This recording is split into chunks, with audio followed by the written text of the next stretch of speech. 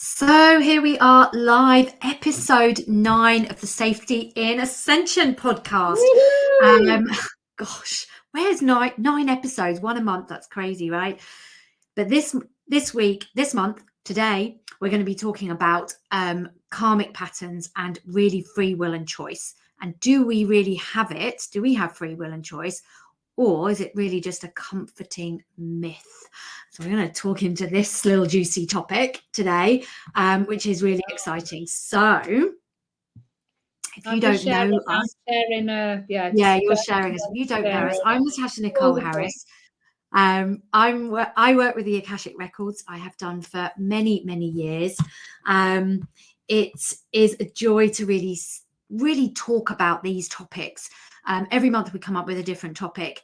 It really is to understand this, how to stay safe in ascension. So this whole word of ascension of like really, and the Akashic Records, and what are the myths around this? What are the truths? What are the myths? And we're just having, some conversations around some of these powerful topics and to support us to feeling safe as we evolve and as we create more consciousness on the planet for ourselves and for others. So, Marina, now shared. So, hello. Good to be back. Yeah. So, likewise, I am also an Akashic Record channel, teacher, intuitive, healer, all of the things. And as Natasha said, we've come together to really support our communities, whether you're in our community or not, to get insight, get wisdom. Some of it's channeled from the Akashic Records, but also from our experiences of running a spiritual business. I've not even been in the spiritual business part. It's just been on a spiritual journey. So part of that might be our awakening that we bring, as in our experiences around that, our top tips, hacks, and just the general things that we're also bringing from maybe our clients' experiences, things that are going to help you to feel safe as we go through this mental process and lifetime that we have decided to sign up for. And so, we just want to have these beautiful conversations to open up the awareness, open up the conversations, so that perhaps we give a different perspective that maybe you've not thought of. There may be parts of our conversations that you do not agree with, and that's okay, because we're not here to judge. We're not here to give an opinion where it's my way or the highway. It's not that type of thing. It's just like, we're just having these conversations to, let's just open it up and see what other people's perspectives are. And do take note of those triggers as well, and ask yourself why that is. And that's, that goes both ways. It's not just us saying, and as I say, we're the guru, or we're the we have it all buttoned down and we have all the knowledge. That's not the case at all. We're learning as we go along as well. But if we all know as we go along, we help, we encourage, we nourish and nurture and support each other, holding everybody's hands together, all walking each other home. That's essentially what we're doing. Yeah, no, absolutely. And I think, you're totally right. And I think when we ask ourselves, and when we have these powerful conversations, and we get to look at things from different perspectives, and we ask ourselves different questions, we start to open up our awareness to something else that's expanding our awareness even more. We are ascending, and we are, consciousness is changing rapidly, especially right now. And so other things and new things that we've never even considered before, never contemplated, are coming into our awareness. And we can only really shine a light on them when we have conversations around them. And we ask ourselves different questions to get powerful new responses through the Akashic Records, because that's what we work with, and to support that even further. So, we're stepping into a whole new era, a whole new way of doing things, a whole new paradigm. And how are we doing that? And we need new resources, new information, new wisdom to come through and support that, so that we can navigate it a little bit less bumpy, a little bit more smoothly. Because if anyone's like, listening, and do ask us questions as we go through things. We love to channel through from questions we get asked. So please do write in the comments. And even if you're not watching live, please type #replay and do ask us questions, because this conversation is rippling out. So it doesn't matter when you watch it. And what comes up for you. So we really wanted to talk today. Marina and I have such amazing conversations, don't we? We talk about things, and even for ourselves, we're playing with nuances and of old rhetoric and old ways of thinking, or even current ways of thinking, and just asking ourselves, like, what else is there? What lays beyond this current thought process? And in doing so, we have some great insightful conversations which are really powerful. So today we're talking about free will and choice. Do we actually really truly have it? And this for me came from a conversation that I actually had with a client, and then I was like, I came back to Natasha, and it was like, Natasha, what's your thoughts on this? And so the question was, we all taught, we're very much kind of taught in the spiritual communities about free will, and certainly from my training and understanding, it's like we have free will, we have free choice. That's kind of really what we're doing to support, like, empower ourselves, is to kind of look at the limiting beliefs, the patterning, the conditioning that we've kind of embedded ourselves into. And it's like, hang on a minute, where's my free will and choice within that? But then we talk about predetermined soul contracts before we've come into the human body, the karmic lessons, and like the karmic debt that we need to pay back. So where's the free will and choice in that, if something has already been predetermined? Because then that would say, well, surely I don't have any free will or choice. So it was this real kind of like, oh, this is a juicy conversation, so let's see where it goes. And I think we pretty much came to the same conclusion, didn't we? Which one? Yes, we'll get to that. But no, and it's so true. And it's like how do we unpack that to understand that in a different way, and to say, okay, well, some things might be predetermined, but then so where does free will really truly play out? And I think the conversation really started with us really kind of understanding, well, what do we feel is predetermined and what do we feel is free will? And if something is predetermined, as in we come into this experience, we come into this lifetime with some baggage. Hi, Julie. Lovely to have you here. Yeah, lovely. We come into this experience with patterns that we have been living lifetime after lifetime. This is what we're doing with the Akashic Records. We're freeing ourselves of these old karmic patterns that we've been on repeat over lifetime after lifetime. And so we can free ourselves and be more of for me, a soulful expression of ourselves. And if things are then predetermined, we come in with a pattern of a karmic pattern that we're playing out again, and we are here to resolve it, in inverted commas, because that's what we want to do. We want to overcome karmic patterns.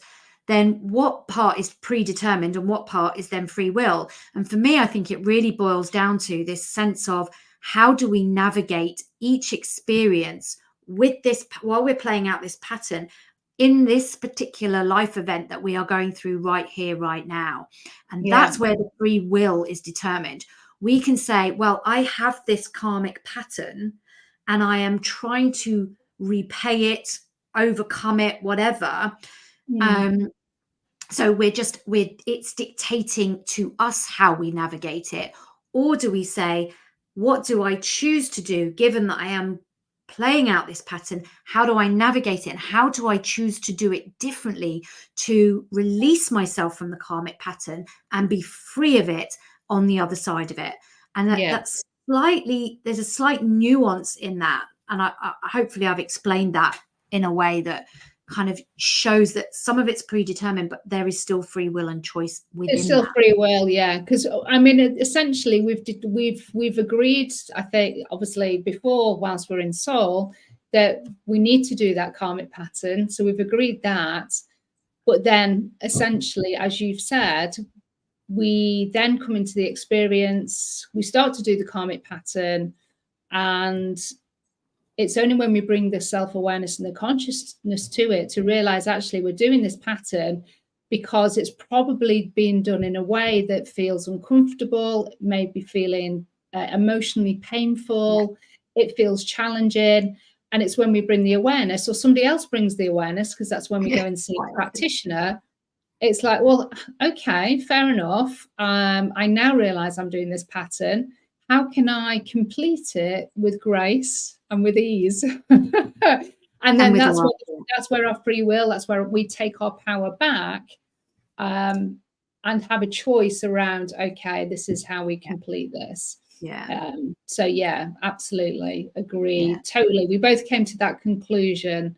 And that feels aligned for me in terms of how that would be, how that would evolve, and how we can do that in this lifetime or any lifetime. Because otherwise we continue to play out those patterns again and again if we choose not to resolve it in this lifetime. And we've all done that, you know. It's like we attract the same kind of person, same kind of relationship, same health conditions over and over again. Or you know, we repeat the same patterns around money and abundance, and we're like, what is going on? And so when we start to understand that actually this is a pattern that we've played out, and we've got this piece of coding or hardware or software like installed in us to say, don't have too much money. Say, for instance, on that last example, don't have too much money because it's unsafe. You'll lose it. You'll have it taken away from you, or it's going to cause such excruciating pain for someone else by you having that money. It's unsafe for you to have it. And this is where the safety bit comes. It's unsafe for you to hold this much money. So we're playing this karmic pattern of lack again and again and again. And we want to create something different in this lifetime. So we're either beholden to that karmic pattern of it's not safe to have the money, or we look at it and we release ourselves from it through choice and consequence. So we start to make different choices, rewire new belief systems, anchor in new codes to support us in abundance and wealth and prosperity and all of these kind of things. It might not just be about money. And then we can start to experience ourselves through a different lens around that thing, which is, say, for instance, money. So that's where we get to release ourselves, and then we can ripple that out, and the power of that, because when we release ourselves from something, we release others from it, because we're already creating a shift. Yeah. And I think just on the kind of, to add to that, I think it's always useful, especially if you're doing Akashic record work, and this is where we've got this powerful realm to be able to do this, is to check in to see if you've actually agreed to do that karmic pattern on the behalf of your ancestors, and you're carrying their code in, and you've agreed to do the releasing and the healing for, say, the maternal or the paternal line, or both. And for whatever reason, you've agreed on a soul contract to be the one that does the pattern, but hopefully gets also the visibility and the consciousness to then actually be the one that also supports for the ancestors. But I think it's worthwhile finding out whether you've actually agreed to do this on behalf of your ancestors, and to take that pattern on in your energetic DNA purposely for whatever reason. To resolve it. To be the one to resolve it. But there also might be something as a karmic debt that's also linked to that. And that's why you've agreed to be the one that does it also, because there's something that needs to be paid back in some kind of way. Rebalanced. I think paid back, maybe not paid back, rebalanced sounds more appropriate. I like that, because you have the power to rebalance it.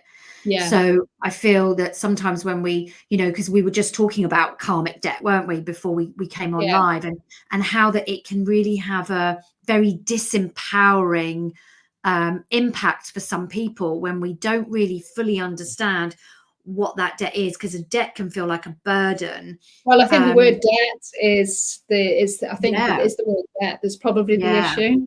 Yeah. So a karmic rebalancing feels like a really beautiful reframe. Yeah, that's much more empowering.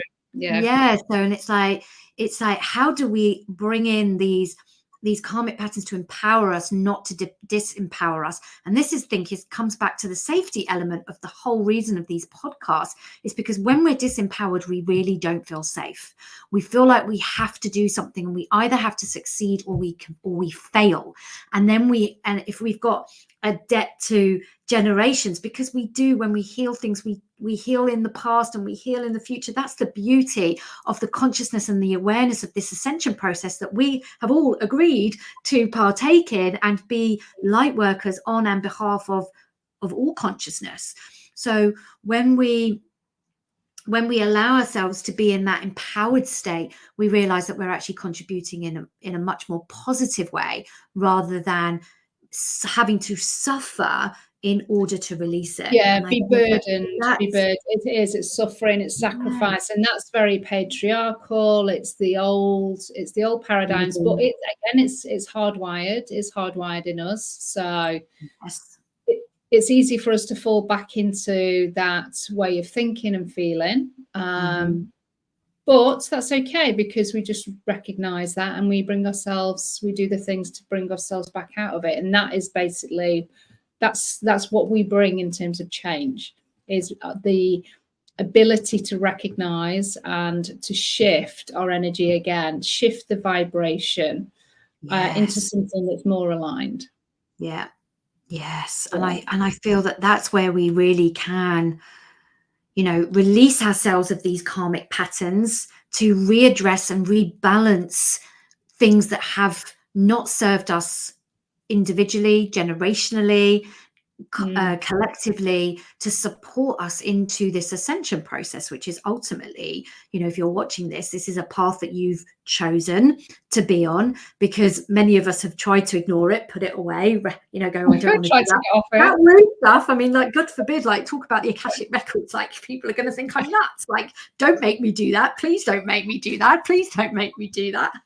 And yet here we are doing it, because we actually chose. We could have chosen not to keep ignoring it and to keep refusing to step into that calling, that desire to reawaken, or we ended up, I know for me and Marina, we chose to step into this role, and to chose not so easily to have these conversations that are quite difficult and quite activating for many of us, and to say, okay, well, let's have these difficult conversations, because I really do believe that we only create change through having the difficult conversations, the ones that really create that feeling of, oh, this feels really uncomfortable now. Let's have the difficult conversations and let's change it.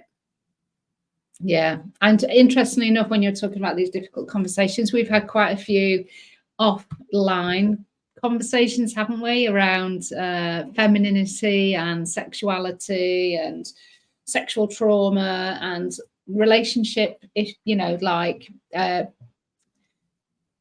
situations, circumstances, all of those types of things. And some of those can be really challenging, depending on backgrounds and all of that type of stuff. So but it helps to shift the energy when you just bring a light to it.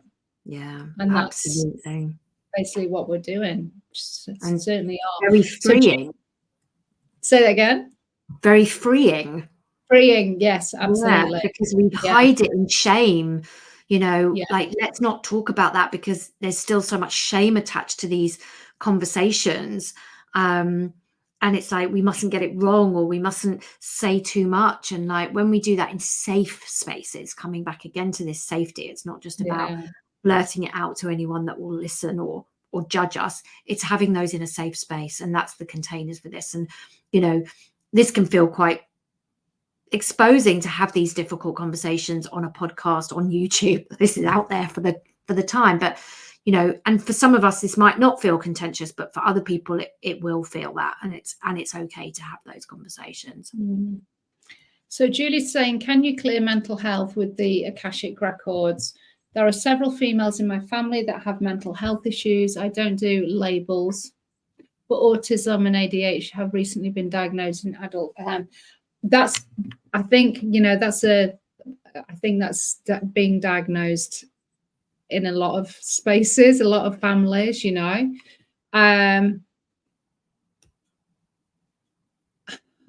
Would you class autism and ADHD as mental health issues? Are they mental health challenges or are they gifts? Yeah. I know that they can have their perceived challenges with the society that we exist in because they don't support and facilitate those gifts and those ways of being. Yeah. But that's all. It's because we don't have the right containers around us to support and recognize that they're just ways of being, you know.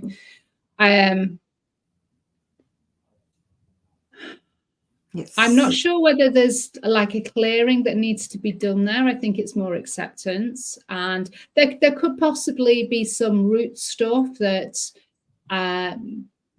that comes around the limiting beliefs or the worthiness of having a diagnosis like that and not feeling like you belong. So there could be that sense of judgment and things that perhaps we project onto ourselves. So there could definitely be some clearing around that. But I think it's more about self-love and self-acceptance.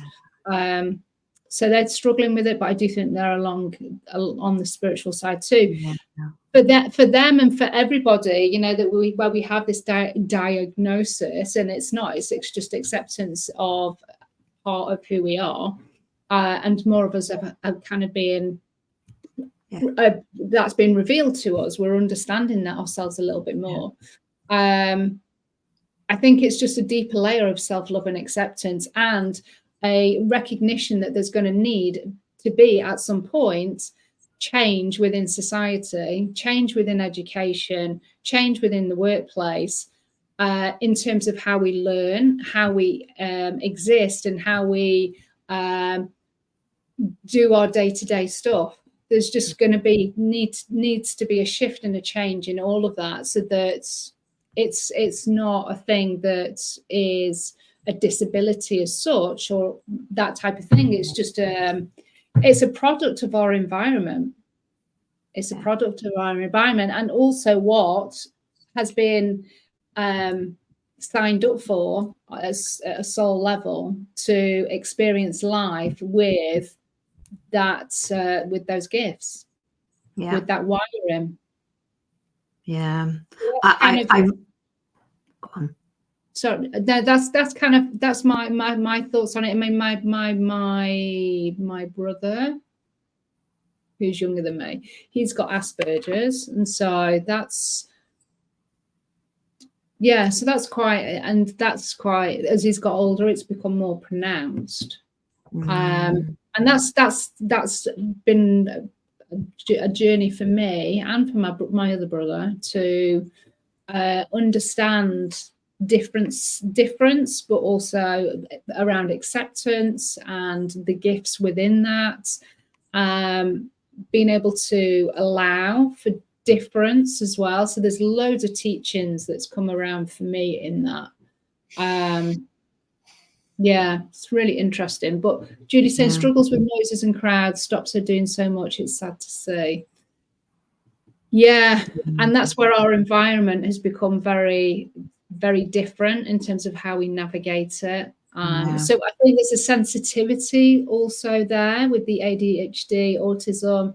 It's high sensitivity to energy. That's what I feel. And I'm going to go off on a tangent here, but I think it's a product of our environment, of course, because there's so many more people living on the planet, and there's technology and all of the advances there. But I also feel that there's probably some underlying like powers that be that's also really playing into that. The high sensitivity, the frequency, the noise. There's probably a little bit of that going on where we can kind of try and disable people and you know, life in that way, and that causes depression. it causes sadness, it causes frustration, it causes helplessness. So I think there's an element of things that are at play there as well. Yeah. Yeah, I agree with everything you say, Marina. I think also, if you think like we believe more of us are struggling with noise and crowds and loud spaces, but actually the noise and the crowds and the level of the energy have been going up and up and up, or the energy is getting denser and denser and denser. So it's not as nourishing. So we're in less nourishing spaces energetically, but we're also in noisier spaces. So are these incidences like more of us are not able to cope with it, or is just the level of noise and interference going up? So that's one thing I would say. And if we think about diagnoses, like we only have to think really back at history to say, if you believed in spirituality, you were mentally unstable and you needed to be burnt at the stake because you were such a danger. If there was another example I had just a moment ago, but it's just escaped me. But we have defined, if you hysteria for women, it was hysteria. It was like you needed to be confined. It was like, oh my gosh, if we think about these things. Sorry, my partner's shouting at something in the other room. I'm like, what's going on? I've lost my train of thought now. That was quite funny. So yeah, it's like we've been going through these things of diagnosis, and now we're going, okay, well, we've accepted these things. Like we're not going crazy. We don't need to hide in our monthly cycle and be hidden away from society because we're dirty and we're, it's like it's like all of these things we're changing. Is this something else now in 10, 15, 20 years time that we'll go, well, this is not a mental health issue. This is just a different way of viewing the world. And as Marina says, our structures and our societies need to change to adapt because they are untenable the way we are going. They really, truly are. And so I think we come into these experiences to experience more of ourselves through this. And how do we, through free will, let's go back to the free will bit, free will and choice, navigate these things so they don't diminish us, disempower us, and allow us to connect in ways that are less noisy.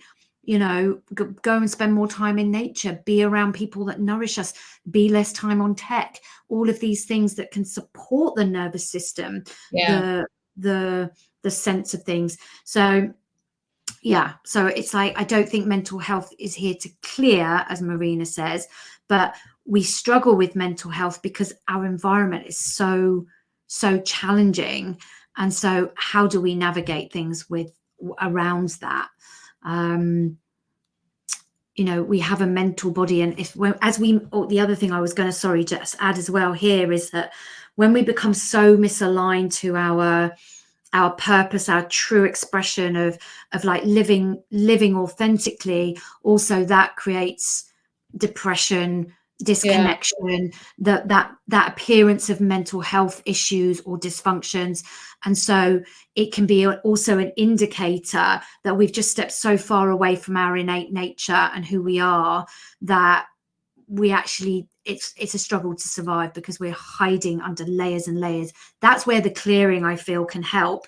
Because when we come back and step back to our true innate self, clearing those karmic patterns, coming back to a sense of it's safe to be in the body and fully expressed, then those layers of mental health issues, it's wrong terminology.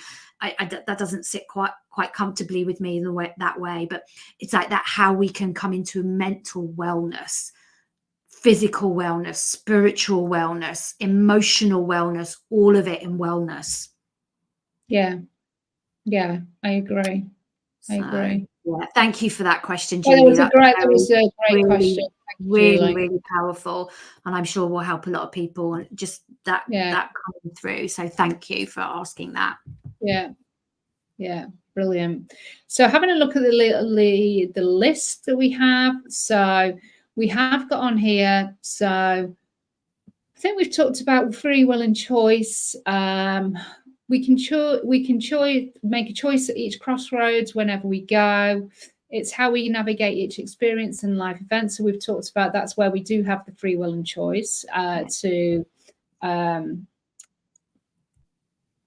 navigate these karmic patterns or these karmic repayments that we've got to do, or we've chosen to do.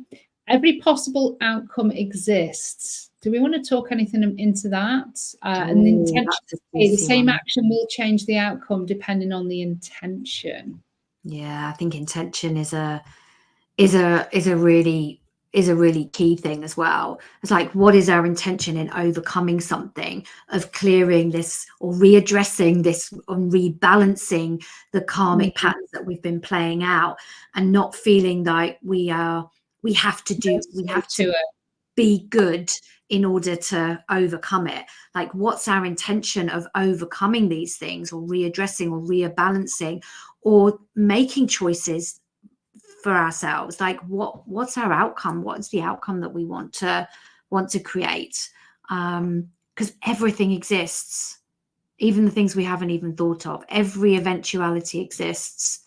So in our Akashic records, it's all written there, isn't it? In everybody's Akashic records, every potential outcome, choice. So where I go to pick up this from the left-hand side of my screen, the choice would have also been there in that very moment for me to pick something else up in my room, or to get up and just leave. You know, everything is all written in the Akashic records, and each one is got a slightly different outcome from whatever choice that I'm usually making subconsciously or unconsciously. That's where consciousness is needed. That's where we really then take our power back. And that's where we start to collapse time and space, by getting to the reality or the dream, or to make those, you know, little subtle shifts in our life that actually have massive ripple effects. It's the conscious part of that choice and that decision, and actually sticking to it and continuing to devote ourselves to that choice. If it's a nurtured, aligned choice that's different to what we would maybe normally do, that is going to bring the outcome that we desire. And the intentionality underneath, as you say, is the driver, it's the motivator.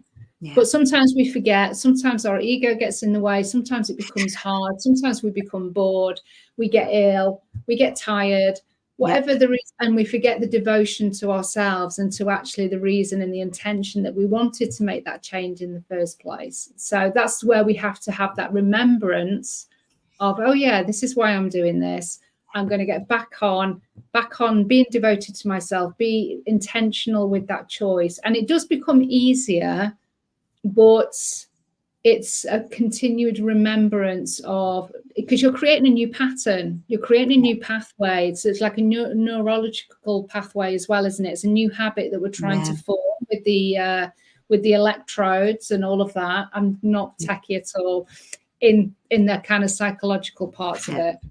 But that's essentially what we're doing. We're recoding, we're rewiring our subconscious. So as well as us doing the same thing that's eventually become something that we really don't want to do anymore, it takes us not necessarily the same amount of time, because we're doing it with intention. So that's why we collapse time and space. But we've got to do a repetition for it to become like more of a habit, more of an unconscious thing that's aligned. And it is really fascinating to think that, you know, every possibility exists in our timeline, in our realms of possibility and potentiality, and how we make choices that shift us onto a timeline that we choose. Like, if everything exists or everything is possible, what are we choosing to walk towards? The thing we desire or away from it? Even though we want that thing, it's like, what are our actions and what are we doing that actually is shifting us into that trajectory of what we truly desire? And just even those small shifts really do even shift us into a completely new space and a completely new trajectory. It doesn't have to be huge. We don't have to like work on ourselves for years and years and then make the move. It's like everything we do right in every second, every choice we make is shifting us already onto a new trajectory. So if you turn left, like Marina says, you know, if you turn left at the junction or you turn right, you're going to head a different way. You're going to experience something different. You're going to see something different. There'll be something else that comes into your awareness. You might meet someone who says something different to you and opens up a whole other field of potentiality. Now, that doesn't mean we have to drive ourselves mad and go, should I go left or should I go right? Well, no, because that just creates indecision, and then that just can get us anywhere. Yeah.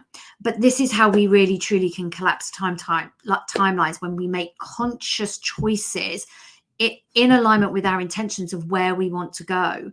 It's not rocket science. It's simply just about, you know, putting one foot in front of the other and making those choices to go in a certain direction, and not waiting for others to make decisions on our behalf or to open the door for us or to do things, give us permission to do it. Yeah, to give permission. Quite often we need permission. We feel that we need permission, or we need the validation, or we need the confirmation to make that choice. And that's not free will then. We are giving our free will away, aren't we? We're giving our power away because we're waiting. Yeah, absolutely. And we could say to somebody like, when you change, then everything will be better for me. Well, that's also giving away your power. That leaves you in a place of uncertainty, not feeling safe, chaos, because you're like constantly waiting and overwhelm and like, well, should I do this and shouldn't I do that? And so it's like, we need to be making those choices for ourselves, for our autonomy, for our free will, for our choice, in order to be able to create and write our own future. No one can write it for us. No one can change our destiny other than ourselves. And this is the beauty of saying, okay, this is where free will and choice really does take us into our own realm. And we have been so used to, over history, not just today, but still today, of like absolving our free will and choice to others, to the powers that be, to the people that are, say, the authorities that know what's best for us. And this goes back to like schooling days. It's like, you should learn this, you should do this. And so we are so conditioned to give away our power and our free will and choice that when we're given it back, or we're asked to take it back, we're like, well, what does that even mean? Like, how do I even do that? Because we are so, even from history, but also from our conditioning in this lifetime. So how do we do that? How do we even take back our free will and choice? And I think it really does boil down to small steps, one at a time. It's like, what's your intention? What are you choosing? Where do you choose to go? What is the timeline that you choose to step onto, and start making very small, easy steps? And it's only 2 or 3 ahead. Like, don't think about the end goal, the 2 or 3, because at step 3, you're going to have 4, 5, and 6 open up into view. And if you're trying to resolve for like step 100, like, you haven't even got anywhere close to that. And by the time you get to step 20, step 100 will already be different, because you'll have made different choices. So focus on what's immediately in front of you. Like, what are the choices that you can take now to start showing yourself that you can be powerful and you can lead yourself in a way that feels good, that feels in alignment.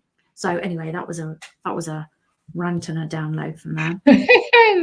No, but it's so true. It's so true. And there's just so much that can gather in that process, also to be healed, that can be cleared in that process. And we're changing, we're kind of putting a different frequency, a different vibration out into the planet, out into our family lineage and the ancestral records. There's a lot of things that can happen when we're operating from that space, and that is part of our ascension process. Is the more that we can lead people, show people, this is how we can have this human experience in this lifetime, it gives permission. It shows people how, that it's safe to do that. And the more that we're doing that, we come back to that whole thing that we are walking each other home. We're walking into the light. We're ascending in a safe way, which is beautiful. It's beautiful. I think it really truly is, and it's so it holds us in safety when we realize that we're doing this together, and it really does. And it makes us feel safe when we've got someone else's hand, or someone else has got our hand, and we're supporting each other without judgment, without the need to get it perfect or to get it right, and we're supporting each other on that journey home, as you say.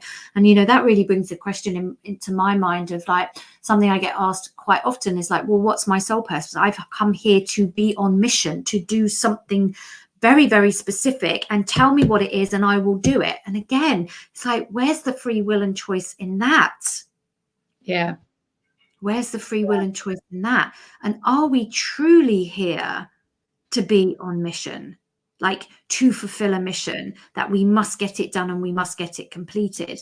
Because I'm not sure that that's also quite true for me. I feel that we're here, our mission, our soul purpose is really to be the fullest expression of ourselves, to release those karmic patterns, that karmic debt, readdress the balance, so we can come more into being authentically us, and then live a life of abundance and joy and happiness and prosperity. Not only because we're still always navigating stuff, but it's about allowing ourselves and giving ourselves permission.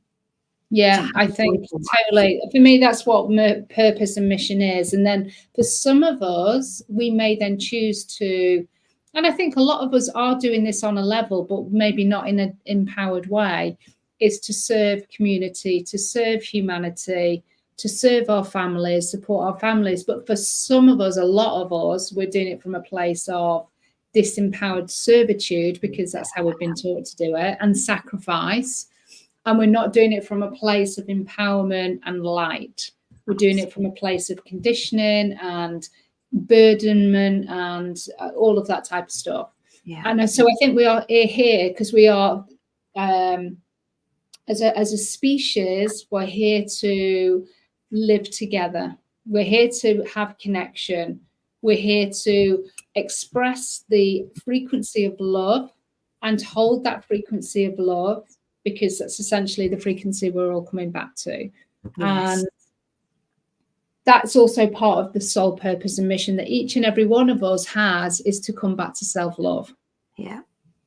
That's soul purpose and mission. Yeah. Which is beautiful. And I totally get that. But it's also, we get it. It's also quite challenging, because everything in our world and everything in our experience, and we only have to look out not very far from our own doorstep sometimes, but further afield for many of us, the world isn't safe. So how do we do that? Come back to love when there's so much perceivable hate and disharmony and disconnection going on. But the more we do it, and I think this is where it comes back to the power of, like, is this collective or individual? And this idea of servitude, of readdressing this idea and this concept and this notion of, like, we're in service to others, but actually we're in service to ourselves first and foremost. So when we come back to our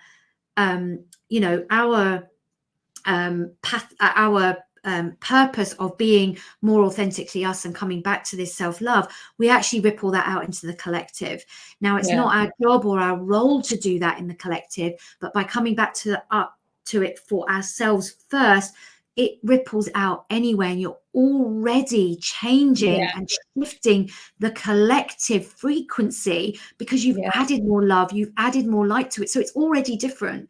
So by you giving off that frequency of coming back to you and this frequency of love, everything in the universe is already different.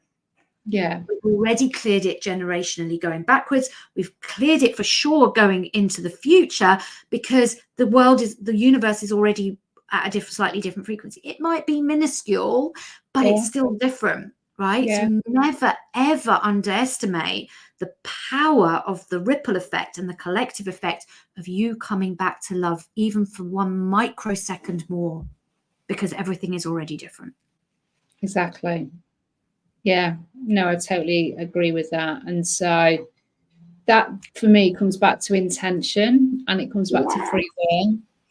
And if we can come from a place of intentional, self-love and service and devotion, and not really having to worry about the rest, because the rest will take care of itself. That's the sole purpose, that's the mission. And then if we have playfulness and we have connection and we have fun and this feeling of liberation, freedom and abundance, that's all part of our self-expression, and that will be dependent on each and every individual person in terms of what their coding is and what their soul blueprint is, what they value. That's the thing, what do you value in your life? What do you want to experience? And you work through the bits and pieces of why you don't believe you're worthy of that, or you can't do that, or whatever it might be. That's your soul purpose and mission, is to work through that. And bring yourself back to a place of freedom, abundance, prosperity, love, and the rest takes care of itself. And that's what we ultimately want for ourselves. So much of that, we want to experience so much more of that, and so we want this for ourselves, but we feel it's like such a difficult space to get to. Yet if we just do it one tiny bit more, then as I said, everything is different. So don't make this your big mission.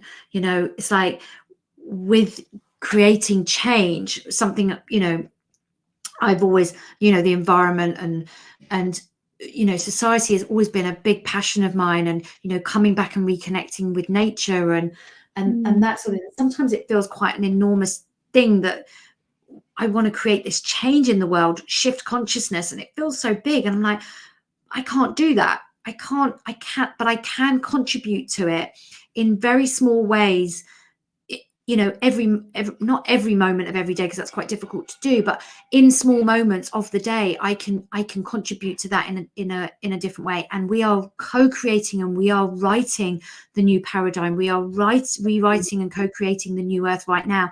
We don't even know what it looks like. So we are doing this now for not only 5, 10, 20, 100 years time, we're doing it for 1,000 years time. Yeah.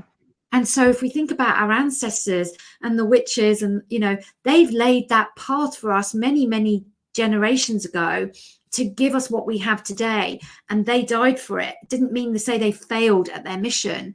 They changed the collective.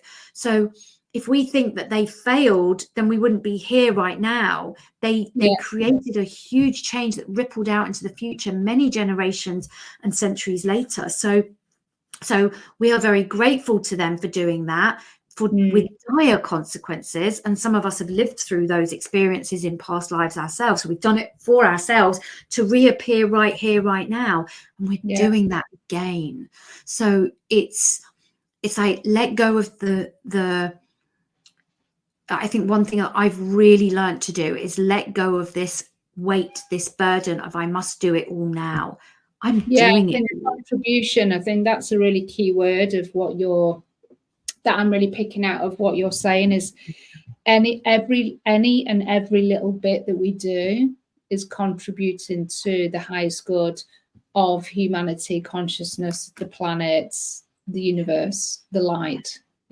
Every piece is contributory. So even today, quite randomly, kind of like found a post like that Tim Wilder put out, and it was an invocation to anchor in pillars of light into your local town. And it was a very simple exercise, really effective. And it's like, I'm really drawn to do that now, because I know probably a couple of other people probably would have done it at exactly the same time of reading that post, maybe, or a few, like 50 people may have done it today after seeing that post. But we all are contributing to anchoring in these pillars of light. I know Stephen Abell is really big on anchoring in pillars of light at the moment. It seems to be a thing. So the more that people are talking about anchoring in pillars of light of love, the more that we're all going to be doing this. And oh my God, what are we contributing to? What are we creating? It's amazing.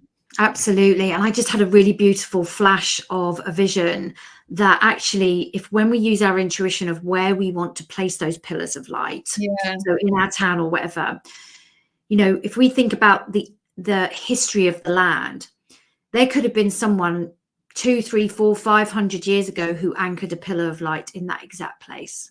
Yeah. And you're reigniting that pillar of light. Yeah. There might have been a ceremony. There may have been a ceremony or something that took place in that exact spot. So use your intuition around where you place that. And I think, as we've talked about as well, Marina, but our farm that we've bought in Portugal, I know that there is a reawakening of that land that needs to happen, and that I am being called to go there to reawaken some of these pillars of light, these portals, these anchor points that were activated many, many, many moons ago, and that is a big part of my work. So where you're guided to do it, know the power and just tap into that intuition of where you're guided to do it. And know that there's a higher perspective that you can't possibly know or fathom, perhaps, or you get a hit or you get an intuition like I've just done, that actually there's more than one reason why you've chosen that spot. Yeah. And this is how we are rebalancing and readdressing the karmic patterns and the karmic energies. Yeah. Amazing. Have you got anything else to add on this conversation? Oh, I think there's just one final thing. It's like really around standing in our power, really owning our power, coming back to this sense of safety, that you are safe, that it is safe to release these things. There's nothing that you have to do that is a weight, is a burden, is a failure if you don't do it. You are already contributing and shifting the karmic patterns both individually and collectively by bringing awareness to what you are making choices around. So choose powerfully. Allow yourself to believe in this idea of it's all rippling out. You're already doing the powerful work. So allow yourself to release yourself from the burden, the debt, the hard work of spirituality. That we have been also conditioned in. It's like, oh, you've got to work really hard at releasing and healing yourself. Healing. It's like, oh my God, we're done with the healing. Let's get on with releasing ourselves from this and stepping forward powerfully. So I think that's just the last thing I really want to remind people of, that you are powerful. You're already doing it. You wouldn't have chosen to incarnate in this lifetime if you were not powerful. And I think, I can't remember the millions of lifetimes, but I think in Kundalini philosophies,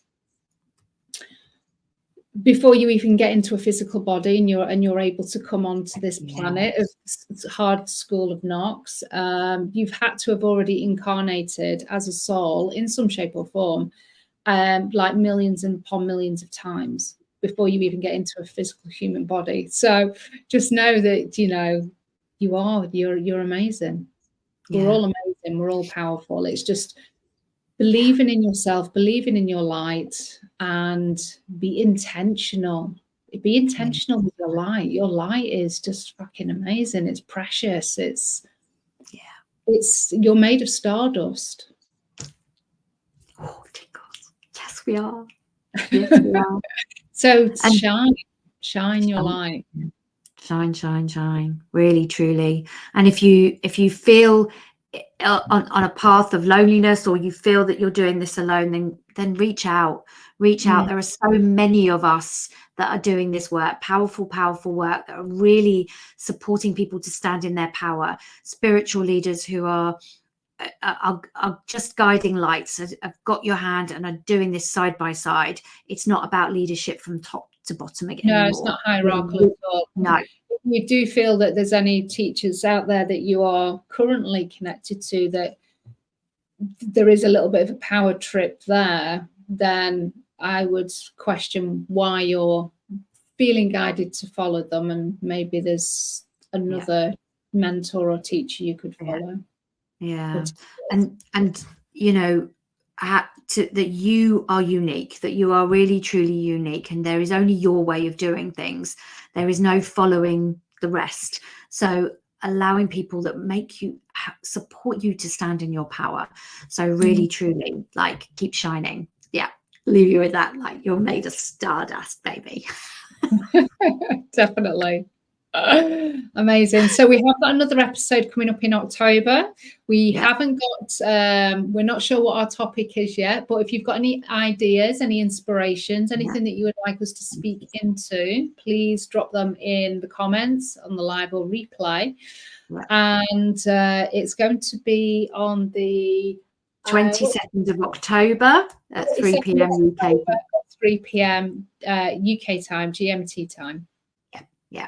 So it's been amazing. Thank you, Marina, as always, for a powerful conversation. Thank you. You're very welcome. Everybody that watched live and replay, thank you for your time and energy as well. Yes, we appreciate you so much. Thank you for listening. Any questions, just let us know, and we will see you soon. Love and blessings. Bye.